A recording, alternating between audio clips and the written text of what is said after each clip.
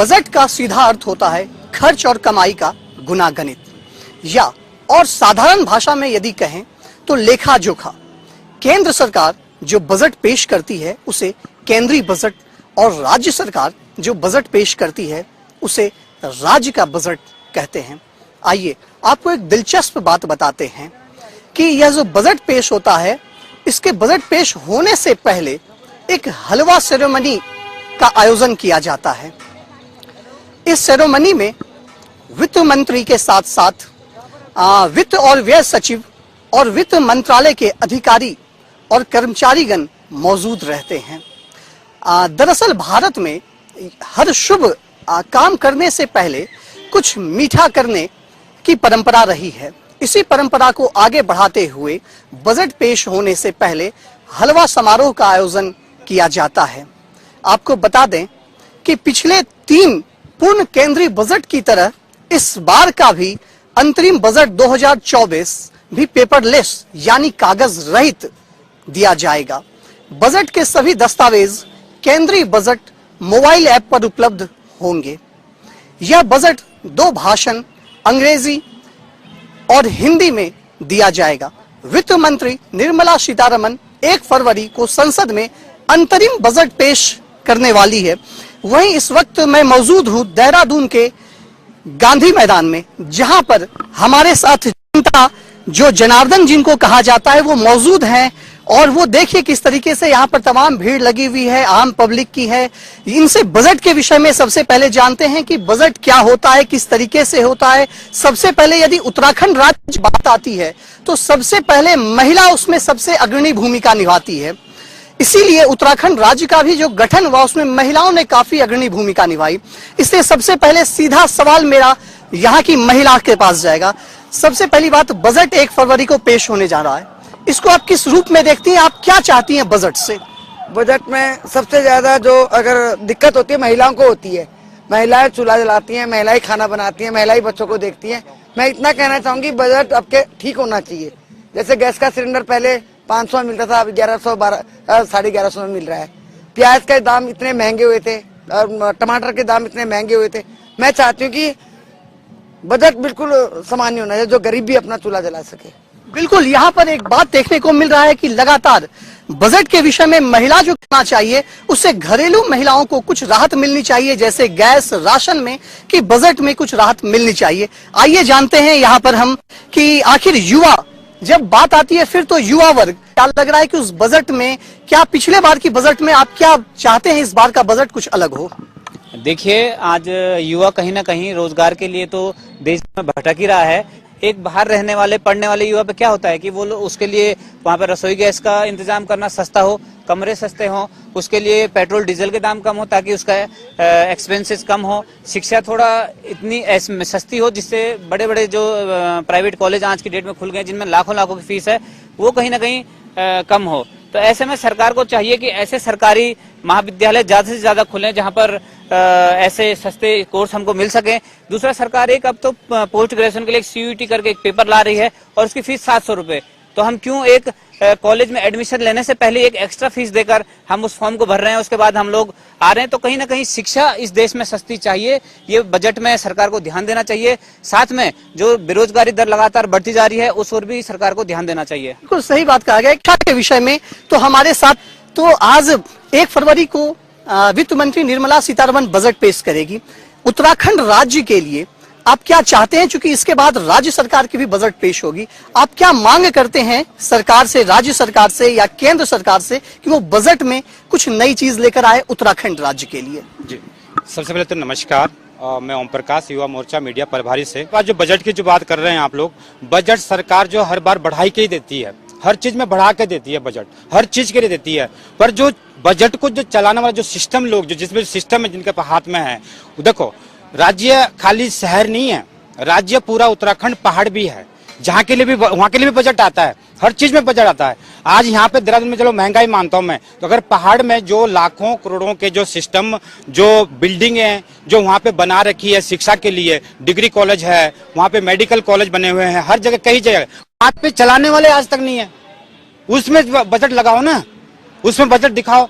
ठीक है, जो उसको चलाएं सही तरीके से। शिक्षा की बात हो गई, स्वास्थ्य का भी ऐसा ही है। स्वास्थ्य की करोड़ों की अरबों की बिल्डिंगें बनी है पहाड़ों में, ठीक है, पर उन्हें चलाने वाला सिस्टम वहां पे कुछ नहीं है। बजट की यदि बात करते हैं मैम, तो बजट में क्या होना चाहिए उत्तराखंड राज्य के लिए? क्योंकि आप शायद कहीं कामकाजी महिलाएं काम भी आप कर रही हैं, तो आप किस प्रकार से देखते हैं बाहर जो आप काम करने जाते हैं तो पेट्रोल डीजल का खर्च होता है, गाड़ी चलाती हैं, साथ में घर आकर के गैस चूल्हा पर जब आप जलाती हैं तो गैस भी महंगा। आप क्या सरकार से अपेक्षा कर रही हैं? क्या भाजपा सरकार से संतुष्ट हैं या कुछ अपेक्षा आप कर रहे हैं कि यहाँ पर बजट आता है? अब तो फिर भी मैं देख रही हूँ पिछले 10 साल में जो सड़क हम हरिद्वार के थ्रू जाते थे या ऋषिकेश, पूरे कांग्रेस गवर्नमेंट, किसी गवर्नमेंट के पक्ष में नहीं बोल रही हूँ, कि सड़कों के बहुत बुरे हाल थे। आम आदमी को सबसे पहले ना सुविधा की जरूरत होती है। बजट ये चीज बहुत बड़ी बड़ी बातें हैं ये, ठीक है, लेकिन हाँ सरकार को जैसे पहाड़ी क्षेत्र है तो यहाँ पे थोड़ा खर्च करना चाहिए। और मैं ये जरूर बोलूंगी ये सरकार असल में खर्च कर रही है, क्योंकि मेन चीज होती है इंसान काम करने जाएगा तो सड़क पे उसको सुविधा होनी चाहिए, ठीक है, तो सड़कें हुई हैं उससे वाकई बहुत फर्क पड़ा है। तो यहाँ पर यदि बात करें महिला की, तो ये भी अपने बजट से संतुष्ट नजर आ रही हैं। आपका क्या कहना है कि कितना उत्तराखंड राज्य की यदि बात करें अभी तत्काल, तो उत्तराखंड राज्य में और किन किन चीजों की कमी है जो चाहते हैं कि इस बजट में पूर्ण हो जाए? देखिए, हम एक ऐसे राज्य से हैं जिसने कि बहुत संघर्षों के साथ अपना शुरुआत की थी, और हमारा क्या है कि हमारे पास इनकम सोर्स कुछ नहीं है। हमारे पास इनकम सोर्स है जिससे कि हम अपनी आय बढ़ा सकते हैं, वो है पर्यटन। और मैं चाहता हूं, और ये बात यदि पहुंचे भी किसी दिल्ली तक या फिर किसी ऐसे मंत्री जी तक, कि सबसे ज्यादा बजट एक रोजगार नहीं है तो कम से कम उस रूप में रोजगार दें। एक बजट, अच्छा सा बजट आप पर्यटन पे ध्यान दें, जिससे कि हमारा उत्तराखंड की स्थिति मजबूत हो, जिससे कि हमारे पास, हमारे प्रदेश के पास इनकम सोर्स हो, और जिसमें कि हमारा युवा भी सक्षम हो सकता है और हमारा प्रदेश भी सक्षम हो सकता है। बिल्कुल बिल्कुल, आते हैं आपके पास। आप बजट में जो देखते हैं, बजट जो है वो इस बार बजट 1 फरवरी को पेश होने वाली है। वही बजट में शिक्षा के क्षेत्र में भी यहाँ पर काफी कमी देखी जाती है। 12वीं तक की पढ़ाई तो यहाँ होती है, लेकिन उसके बाद की पढ़ाई यहाँ पर ठीक ढंग से नहीं होती। तो आप क्या चाहते हैं शिक्षा क्षेत्र में और क्या परिवर्तन होना चाहिए? प्रत्येक वर्ष भारत सरकार आम बजट पेश करती है, तो जो बजट होता है, जो बजट का पैसा होता है, वो आम आदमी की जेब से निकलता है। जो हम टैक्स देते हैं, छोटा सा आदमी हर सामान में जीएसटी देता है, टैक्स देता है, तभी हमारा बजट तैयार होता है, इसलिए हमारी आय होती है। हम चाहते हैं कि जिस तरह सरकार के द्वारा बड़े उद्योगपतियों को कर्ज माफ कर दिया जा रहा है, हमारा जो पैसा है जो हम टैक्स के रूप में देते हैं, उद्योग बजट माफ किया जा रहा है, किंतु हमारी महंगाई पर रोक नहीं लगाई जा रही। सिलेंडर का दाम आज पहाड़ों में तो 1200, 1300, 2000 रुपये तक सिलेंडर पहुंचता है, क्योंकि मैं जोशीमठ, उत्तराखंड जोशीमठ चमोली से हूँ। तो हमारा सिलेंडर, एक सिलेंडर का हमारे यहाँ 2000 का पड़ता है, 1100-1200 तो एजेंसी पड़ता है, उसका गाँव में ले जाने में 2000 का पड़ता है। हम चाहते हैं कि सिलेंडर के दाम कम हो, महंगाई कम हो। जहाँ तक शिक्षा का, आपने शिक्षा की बात किया, निसंदेह रूप से आज पहाड़ों में सरकारी स्कूल खाली होते जा रहे हैं। एक मास्टर है, उस पर 4 बच्चे, उस सरकारी स्कूल में 4 बच्चे पढ़ रहे हैं। हम चाहते हैं कि उनको सुविधाएं प्रदान की जाए। जो सरकारी विद्यालय हैं उनमें सरकार अलग से बजट उनको रखे, उनको अलग से सुविधाएं प्रदान करे, जिससे सरकारी विद्यालय भी में बच्चों की संख्या बढ़े और हमारे जो गाँव के बच्चे हैं उनको गाँव में शिक्षा मिले। गाँव का बच्चा आगे शहर में पढ़ रहा है, इतनी महंगाई में किस तरह से बच्चों को पढ़ा पाएगा आदमी? यदि जोशीमठ का बच्चा देहरादून पढ़ने आ रहा है, टेक्निकल एजुकेशन लेने देहरादून आ रहा है, निसंदेह रूप से दुर्भाग्य हमारा उत्तराखंड का। 20 साल हमें उत्तराखंड बने हुए हो गए। निसंदेह रूप से इस तरह का हमारा शिक्षा का स्तर हमारे पहाड़ों में एकदम अच्छा होना चाहिए, जिससे हमारा बच्चा पहाड़ में ही पढ़े, पहाड़ में ही उसका अपना जो योगदान पहाड़ में ही दे। एक बार देहरादून हमारा बच्चा आ जाता है, वो तो पहाड़ की तरफ मुड़ के नहीं जाता है, वो देहरादून बाहर निकल जाता है। इसलिए हमारा जो पहाड़ की जवानी, पहाड़ का पानी हमें पहाड़ काम नहीं आया है। हम सरकार से अनुरोध करना चाहते हैं, निवेदन करना चाहते हैं, आप शिक्षा में पहाड़ में उचित आप प्रोत्साहन करें, जिससे हमारा बच्चा पहाड़ में ही रहे, हमारे जवानी और पानी हमारे पहाड़ में काम आए। बिल्कुल, यहाँ पर बात की जा रही है शिक्षा के क्षेत्र में, तो सरकारी विद्यालयों भी कहा जा रहा है कि सशक्त करना चाहिए और सरकारी विद्यालयों को भी कुछ राशि सहायता देनी चाहिए, जिससे सरकारी विद्यालय भी अपने आप में गुणवत्तापूर्ण शिक्षकों की भर्ती कर सकें। कि आखिर पहाड़ी क्षेत्रों में जो शिक्षा की गुणवत्ता में कमी आ रही है, इसको आप किस रूप में देखते हैं? लोकसभा चुनाव 2024 भी अप्रैल से शुरू होने की संभावना है, तो क्या आपको लग रहा है कि चुनाव जो आएगा तो किस मुद्दे पर, राजनीतिक मुद्दे पर या विकास के मुद्दे पर? सर्वप्रथम मैं 75वें गणतंत्र दिवस की सबको शुभकामनाएं देना चाहती हूँ। देखिए, जो आपने क्वेश्चन किया ये बहुत अच्छा है, और ये दोनों ही मुद्दों पर ये जो चुनाव है दोनों ही मुद्दों पर होगा। एक राम मंदिर के मुद्दे पर भी होगा विकास के मुद्दे पर भी होगा। राम मंदिर का मुद्दा जो है, देखिए मैं इतना कहना चाहती हूँ कि ये सिर्फ मोदी और योगी की देन है। वो दोनों ही ऐसे नेता थे जिन्होंने ये किया है, नहीं तो 500 साल के बाद का जो हमारा इंतजार है वो खत्म हुआ है और उनका ही देन है। और वो क्या है, आज हम 100 साल बाद हमारे बच्चे जैसे हम राम को पूज रहे हैं वैसे योगी और मोदी की पूजा करेंगे, उनको पूजेंगे। क्यों? क्योंकि वो भी साक्षात भगवान है। और विकास की बात है, आपने उनका तो नारा ही है, मोदी जी का नारा है कि विकास का नारा है और विकास को लेकर के ही वो चल रहे हैं और विकास हो भी रहा है। जैसे जहां तक आपने बजट की बात अभी बोली है, तो बजट का ये है, देखो जो अभी पिछली सरकारों ने क्या किया था, 70 सालों में जो कुछ काम नहीं हुए, कुछ नहीं हुए, वो अब हुए हैं। अब ये जो वो काम हुए हैं। और फिर हम लोग एक परिवार को नहीं संभाल सकते हैं, तो वो इतने बड़े देश को संभाल रहे हैं। और जो गैस है, ये कोई भी चीज है, हम लोग रोते हैं कि भाई प्याज महंगा हो गया, ये महंगा हो गया। कोई बात नहीं है, कोई बात नहीं, जो महंगा होगा, परंतु फिर भी हम विकास के नाम पर, राम मुद्दे के नाम पर हम मोदी जी को ही, भाजपा को ही वोट देंगे और भाजपा ही आएगी, भाजपा जीतेगी, हमारा बिल्कुल 100% विश्वास है। बिल्कुल, इन्होंने एक बात कह दी है कि यहाँ पर विकास, भाजपा के कार्यकाल में विकास भी हो रहा है, बजट भी सही हो रहा है और राम मंदिर का भी निर्माण हुआ। तो आपको क्या लग रहा है कि आप जो वोट करेंगी, तो क्या राम मंदिर से कितने आप प्रभावित हैं बनने से? नहीं, मेरा नाम मधु राजपूत है। मैं एक बात कहना चाहती हूँ, ठीक है, राम मंदिर हमारे सबके भगवान है, राम जी को हम बहुत मानते हैं, क्योंकि शुरू से ही जब से पैदा हुए थे और जब मरेंगे तब तक हम राम जी को ही मानेंगे, ऐसा कुछ नहीं है। मगर पता है, महंगाई हर चीज, सरकारी नौकरी वालों को तो पैसे मिलते, जो प्राइवेट वाले उनको कहाँ से मिलेगा, उनका बजट कैसे पास होगा, वो कैसे खाएंगे हैं, कैसे करेंगे वो, उनके लिए तो बहुत परेशानी है ना। डॉक्टर के जाएंगे, सोचेंगे 1000 रुपए फीस कहाँ से देंगे, हैं, मेडिकल में कहीं भी जाएंगे वहाँ सोचेंगे, स्कूल में जाएंगे वहाँ सोचेंगे, वो बेचारे कहाँ जाएंगे, इतनी महंगाई कर दी, कहाँ जाएंगे वो लोग, हैं। हर चीज के बारे में सोचना पड़ता है उनको कि वो जाएंगे कहाँ। दूरी बढ़ गई, मैम कह रही, कहाँ बढ़ गई, कितनी बढ़ गई, क्या हो गया? बात सुनो, फीस 1200 रुपए एक डॉक्टर की फीस है, 1200 वहाँ फीस देंगे, जाके दवाई खरीदेंगे, 5000 रुपए हो गए, उसके कहाँ से लाएंगे वो? कितनी बढ़ गई? आपको क्या लग रहा है, महंगाई भी बढ़ गई है? महंगाई बढ़ गई है तो महंगाई कान चाहे इधर से पकड़ो इधर से, बात एक ही है। पहले तनख्वाह कम हुआ करती थी तो चीजें सस्ती होती थी, अब तनख्वाह, मजदूरी भी, जहाँ तक प्राइवेट वर्क का बात है, मजदूरी भी बढ़ गई है, तो इसलिए सारी चीजें वो। इसको किस तरीके से ले रही हैं मैम, आप इसको किस तरीके से ले रही हैं? महंगाई भी बढ़ गई, राम मंदिर भी मुद्दा, इसको आप किस तरीके? सर, राम मंदिर वाला तो बहुत अच्छा हो गया है, जो होना था वो कंप्लीट हो चुका है जिस तरह से चाहिए था हमें, और वो हमारी आस्था से जुड़ा है। पर बजट हमारे लिए बहुत मेन है। इसमें एक तो हमारा किचन का थोड़ा सस्ता होना जरूरी है, वो सस्ता होना चाहिए, गैस वगैरह, और उसके साथ में एक जो इनकम भी बढ़नी बहुत जरूरी है, जिसमें कि लोन वगैरह करवाते हैं, ये सब करवाते हैं, वो थोड़ा इजी कर दे लोगों के लिए, क्योंकि सब गवर्नमेंट जॉब में है, इसमें तो है नहीं, सबके अपने काम है। तो केंद्र सरकार थोड़ा इस पे ध्यान दे, इसके साथ थोड़ा सा देश की सुंदरता पे थोड़ा सा और ध्यान देने की जरूरत है कि हमारे चौराहों पे बहुत से लोग भीख मांग रहे हैं, कर रहे हैं, एक थोड़ा सा बजट लगा करके उनके रहने खाने का बंदोबस्त किया जाए थोड़ा सा ही। महंगाई तो मुद्दा है, लेकिन राम मंदिर अपने आप में पर्याप्त है। तो अब यह देखना है कि आखिर होता क्या है, किस मुद्दे पर चुनाव लड़ा जाता है। और बजट को लेकर सभी का एक ही कहना है कि बजट जो पेश हो वो उत्तराखंड राज्य के लिए भी पेश हो और उत्तराखंड राज्य के लिए भी कुछ बने। आप कुछ कहना चाह रही थी, आप बता दें। नहीं, मैं ये कहना चाह रही, राम मंदिर में करोड़ों रुपया लगा दिया, राम हमारे ही है, हम एक फूल चढ़ाएंगे या इतना मुकुट सोने का पहनाएंगे तब भी राम जी रहेंगे, मगर थोड़ा एक गरीब आदमियों के लिए हॉस्पिटल बना दो। सरकार का नहीं है, वो जनता का पैसा है, जनता का पैसा है, सरकार का पैसा नहीं है राम मंदिर में।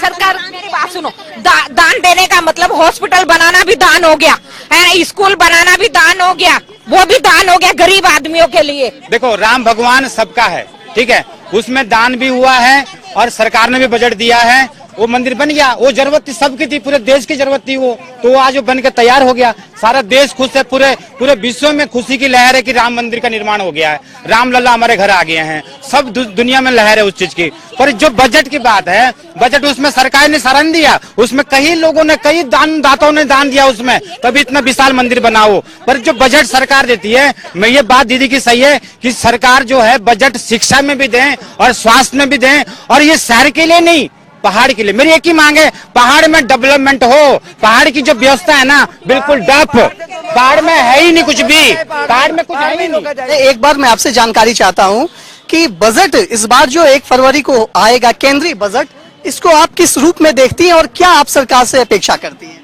मैं गवर्नमेंट से ये अपेक्षा करती हूँ, जो उन्होंने पहले बजट बनाया था, इससे पहले 1 साल पहले, तो उसको आप मद्देनजर रखिए ना। लोगों को क्या क्या प्रॉब्लम्स हुई घरेलू, आप हम लोग का देख लीजिए, किचन का। अगर मैं किचन में आऊँ तो रसोई गैस कितनी महंगी है। वो तो मोदी जी ने अभी 200 रुपए कुछ कम किया है, तो थोड़ी राहत तो मिली है, लेकिन इससे काम नहीं चलेगा। टमाटर के भाव आप देख लो, प्याज के भाव आप देख लो। एक आम इंसान जो 10,000 कमा रहा है, जो मिडिल क्लास फैमिली है, उसके लिए बहुत ही मतलब नहीं अफोर्ड कर पाएगा वो। 7 लाख तक कमाई पर टैक्स फ्री है, इसको आप क्या समझते हैं? ये भी तो एक बहुत बड़ी राहत की बात। अगर 7 लाख की कमाई में टैक्स फ्री है तो ये अच्छी बात है। मैं इसको यहाँ पर देखिए, बच्चे छोटे छोटे ही आपके बच्चे हैं, एजुकेशन है, इसको आप किस रूप में देखते हैं कि क्या चाहते हैं कि एजुकेशन में और खर्च होना? मैं तो बस ये भी कहना चाहती हूँ कि आप थोड़ा सा मतलब जो फीस क्राइटेरिया, जो रजिस्ट्रेशन, हर साल हम लोग रजिस्ट्रेशन की फीस भरते हैं, वो रजिस्ट्रेशन ना लेके आप सीधे डायरेक्ट फीस क्यों नहीं लेते हैं? जब बच्चे का एडमिशन हो चुका है तो एक बार एडमिशन माना जाए उस बच्चे का। अगर नर्सरी से इंटर तक का स्कूल है, अगर हमने उस बच्चे को उस स्कूल में भर्ती कर दिया, एडमिशन करा दिया है, तो उससे हर साल एडमिशन फीस, रजिस्ट्रेशन फीस क्यों लिया जाता है? तो यहाँ पर युवा वर्ग जो है ये भी काफी ज्यादा ये सोच में है कि पहाड़ों पर जो खर्च हो रहा है उस पर भी और खर्च होने की आवश्यकता है। आप कुछ कह रही थी? जी जी नमस्कार, मेरा नाम बचना शर्मा है। मैं मंडल उपाध्यक्ष हूँ जी। सर, सरकार तो पूरी व्यवस्था दे रही है और शिक्षा के ऊपर, स्वास्थ्य के ऊपर, लेकिन जो बिचौई है वो काम कर ही नहीं रहे हैं, वो धरातल पे नहीं उतार रहे हैं काम को। और मेरी सरकार से एक मांग ये है कि जो शिक्षा और स्वास्थ्य का हाल है पहाड़ों में वो सुधारें। और क्योंकि लोग पलायन कर रहे हैं, और जो पलायन कर रहे हैं हमें उनके लिए यहाँ पे वो किराया नहीं भर पा रहे हैं, उनके लिए बहुत भारी हो रहा है यहाँ पे किराया देना भी। तो मेरी सरकार से ये मांग है कि पलायन, सबसे पहले पलायन रोकें। बहुत अच्छी बात इन्होंने कही कि सरकार तो बजट दे रही है, काम भी हो रहा, लेकिन बिचौलिए इसको मार रहे हैं। इस पर आपका क्या कहना है? देखिए, सरकार कौन है? सरकार एक सिस्टम है जिसमें प्रधानमंत्री भी हैं, जिसमें हमारे सचिव साहब भी हैं, एक IAS भी है, PCS भी है, DM है, हर आदमी है। अगर ये सिस्टम चल रहा है भ्रष्टाचार का कि हर विभाग में हमें एक परसेंटेज बेस पर जो बजट है उसमें से पहले ही काट दिया जा रहा है, तो ऊपर से नीचे तक ये सारा पैसा बट रहा है, तो इसका मतलब सरकार भ्रष्टाचार को रोकने में नाकाम है। सरकार ये गलत दावे कर दिए है कि हमने भ्रष्टाचार को देश से खत्म कर दिया है। कहीं ना कहीं भ्रष्टाचार आज भी हमारे सिस्टम में मौजूद है, और इसको हमारे जो आज के नेता हैं, चाहे उनका सही है, और ये भ्रष्टाचार लगातार देश की जड़ों को कमजोर कर रहा है। लगातार ये भाई साहब कह रहे थे कि भ्रष्टाचार देश की जनता और जड़ को कमजोर कर रहा है, इस पर आपका क्या कहना है? नहीं, भ्रष्टाचार तो कह रहे उसमें भी तो वो तो कमजोर करता ही है, वो निश्चित तौर पे वो कमजोर करता है। और मैं आपके चैनल के माध्यम से ये कहना चाहूँगा कि सरकार सब कुछ अच्छा कर रही है। मेरा एक चीज की मांग है, वो जनसंख्या नियंत्रण कानून की मांग है। बजट, यहाँ बजट पर बात हो रही है कि बजट के रूप, किस रूप में आप देखते हैं अभी तक जो बजट पेश हुआ है, या आप और बजट में क्या आप चाहते हैं प्रावधान उत्तराखंड राज्य के? उत्तराखंड राज्य के लिए, युवाओं के लिए, खासकर रोजगार के लिए, युवाओं के लिए, रोजगार के लिए, उनके लिए बाहर से कुछ ऐसा है जो पलायन करना, रोजगार होगा तो पलायन नहीं होगा, और रोजगार नहीं होगा तो पलायन होगा, तो मजबूरन पहाड़ के लोगों नीचे की ओर आने के लिए मजबूर हो जाएंगे। तो रोजगार सबसे बड़ा मुद्दा है उत्तराखंड में। सरकार काम सही कर रही है?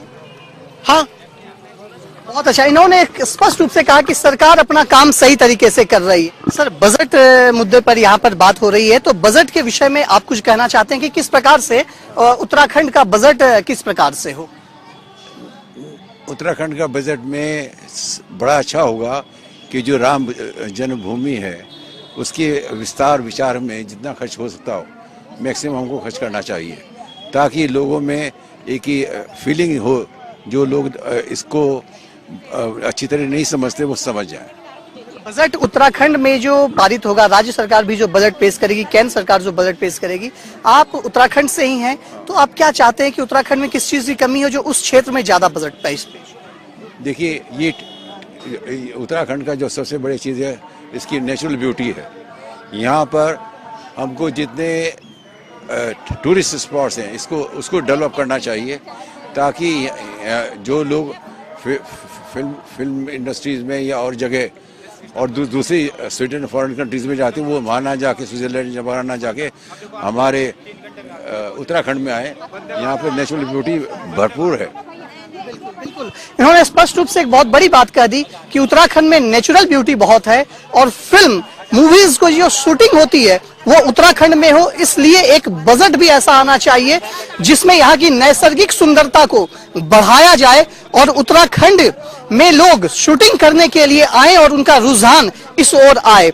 आपका क्या मानना है शिक्षा और स्वास्थ्य के क्षेत्र में? उत्तराखंड में काफी अच्छा एजुकेशन का एक स्थान है और मैं कहती हूँ कि इसमें एजुकेशन में बहुत अच्छी बच्चों को, जैसे कि एक मेडिकल्स की और जी बेसिक जो क्लासेस चल रही हैं, मैं कहती हूँ हिंदी मीडियम के स्कूल के बच्चों को भी वही शिक्षा मिलनी चाहिए जो एक पब्लिक स्कूल के बच्चों को मिलती है। यहाँ पर हमारे साथ काफी लोग यहाँ पर जुटे हुए थे, चूंकि उनके बाद मैं इनसे पूछना चाहता हूँ, ये हमारे बीच बुजुर्ग हैं काफी, इनसे बात करते हैं कि सर उत्तराखंड में जो बजट आप लाने, इस बार सरकार जो बजट लाने जा रही है उसमें आप क्या चाहते हैं कि उत्तराखंड राज्य के लिए क्या विशेष रूप से मिले?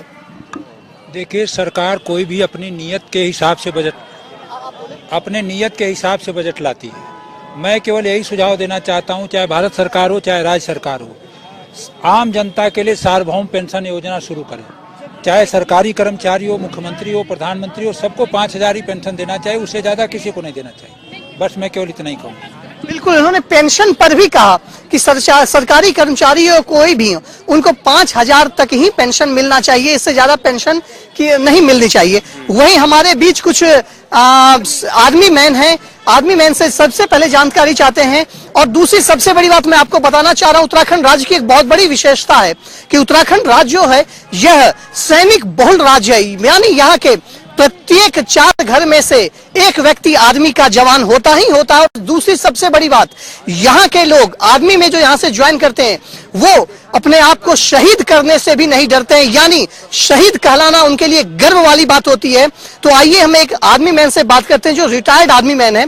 सर, सबसे बड़ी बात है कि उत्तराखंड में एक आर्मी बहुल राज्य है, लेकिन यदि पूरे देश की बात करें तो आर्मी में इस बार बजट में कुछ कमी लाई गई है, इसको आप किस रूप में देखते हैं? ये बहुत अफसोस की बात है कि जब बजट कम करना होता है तो फौज की, आर्मी की बजट कम कर दिया जाता है, जिसके बिना हमारा देश जिंदा नहीं रह सकता। हमारे देश की, हमारी जो फौज है उसका पूरी दुनिया विश्व में बहुत बड़ा नाम है। उन्होंने ऐसे ऐसे करतब किए हैं जो साधारण आदमी हिम्मत उसकी बात भी नहीं कर सकता है। तो बजट ये कम करेंगे तो क्या होगा? आर्मी में कम होगा। जैसे बजट कम करना है तो ये एक विधायक, एक सांसद 3 पेंशन ले रहे हैं, उनका कम कीजिए ना। वो 3 पेंशन ले रहे हैं, उनका बजट कम कराने की बात कभी नहीं करते हैं। एक फौज का जिसकी आवश्यकता आपको नींद आता है, हमारे तीनों तरफ दुश्मन बैठे हैं हमारे। अगर हमारी फौज के मनोबल आप इस तरह से गिराएंगे तो हो सकता है एक दिन आपको कहीं अमेरिका से कहीं से फौज मंगानी पड़ेगी अपनी सीमा की सुरक्षा के लिए। कि आर्मी का बजट कतई कम नहीं करना चाहिए, बढ़ाना चाहिए। निष्कर्ष, आखिर किसी भी चीज का एक निष्कर्ष निकलता है, तो निष्कर्ष यही निकल रहा है कि कुछ युवा असंतुष्ट हैं और कहीं ना कहीं कुछ युवा वर्ग संतुष्ट नजर आ रहे हैं। उनका स्पष्ट रूप से कहना है कि बजट जो पेश हो वो युवा वर्ग को ध्यान में रखते हुए पेश हो, और साथ ही साथ यदि राज्य की बात आती है तो राज्य में जो बजट पेश हो उसके लिए शिक्षा, चिकित्सा, अन्य मूलभूत सुविधाओं, पहाड़ पर खास करके जो दुर्गम क्षेत्र है वहां पर शिक्षा की व्यवस्था होनी चाहिए। सरकारी स्कूल के तंत्र को मजबूत करना चाहिए, वहां पर मॉल खुलने चाहिए ताकि रोजगार के साधन बन सके, पनप सके। दूसरी सबसे बड़ी बात है चिकित्सा, जिसको लेकर उत्तराखंड के लोग काफी भयभीत हैं, और भयभीत वो रहते हैं क्योंकि दुर्गम क्षेत्रों में चिकित्सकों की काफी कमी देखी जा रही है। तो स्पष्ट रूप से कहना है कि चिकित्सा के क्षेत्र में भी पहाड़ी क्षेत्र को अव्वल करना चाहिए। अब देखना यह है कि 1 फरवरी को कितने युवा वर्ग या कितनी महिलाएं संतुष्ट होती हैं और कितने के माथे पर पसीना आता है। अब तो यह 1 फरवरी के बाद ही बताया जाएगा। लेकिन हाँ, यह बजट पेपरलेस बजट है, जिसको पेपरलेस बजट करीब 3 बार पास किया गया था, यह चौथा बार पेपरलेस बजट किया जा रहा है। इससे पेपर में जरूर कुछ न कुछ बचत होगी। कैमरा पर्सन अनूप भट्ट के साथ मैं यशराज आनंद, जनता टीवी, देहरादून।